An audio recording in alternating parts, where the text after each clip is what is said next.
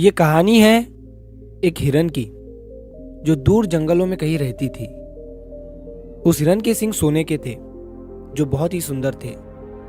जब भी कोई दूसरा जानवर उस हिरन के सींगों को देखता था तो वो उसकी बहुत ही तारीफ करता था। वो हिरन हमेशा पानी पीने के लिए एक नदी पर जाती थी।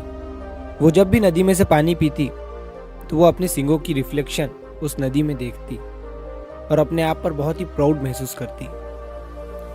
एक दिन जब वो नदी के पास पानी पीने के लिए गई और नदी में अपने सींगों को देखकर जब वो मन ही मन मुस्कुरा रही थी, तभी उसकी नज़र अपने पैरों पर पड़ी। दरअसल उसके पैर बहुत ही काले, भद्दे और बेकार थे। उस हिरन की बॉडी सुनहरी कलर की थी और उसके सींग भी सोने के थे, लेकिन सिर्फ उसके पैर काले थे। वो इस बात से बहुत उदास रहती और जब भी किसी दूसरे जानवर से मिलती तो हमेशा अपने पैरों को छुपाने की कोशिश करती थी। उसे हमेशा अपने पैरों पर शर्म महसूस होती और वो हमेशा अपने पैरों को कोसती रहती। तो एक दिन जब वो नदी में पानी पी रही थी तो उसने कुछ शिकारियों और उनके डॉग्स की आवाज़ सुनी।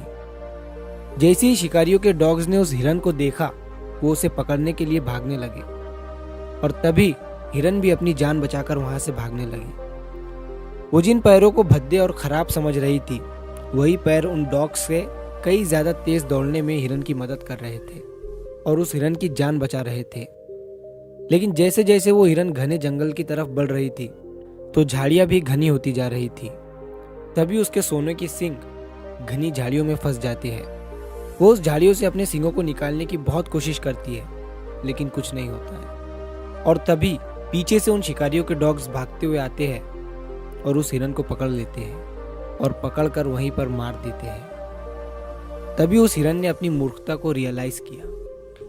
उसके भद्दे और खराब पैर उसकी जान बचाने की कोशिश कर रहे थे, लेकिन उसके सोने के सींगों ने, जिस पर उसे प्राउड फील होता था, उन्हीं की वजह से उस हिरन की जान चली गई।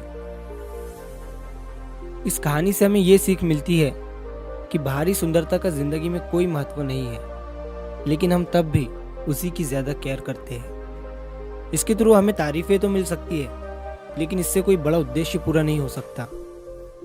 इसी तरह किसी भी चीज की असली वैल्यू उसकी होती है जो उसके अंदर होता है।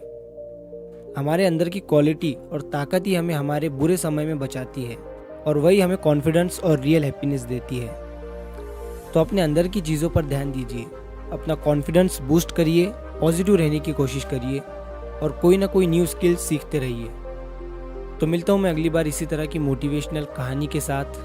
तब तक के लिए शुक्र करिए, सब्र करिए और ज़िंदगी में आगे बढ़िए।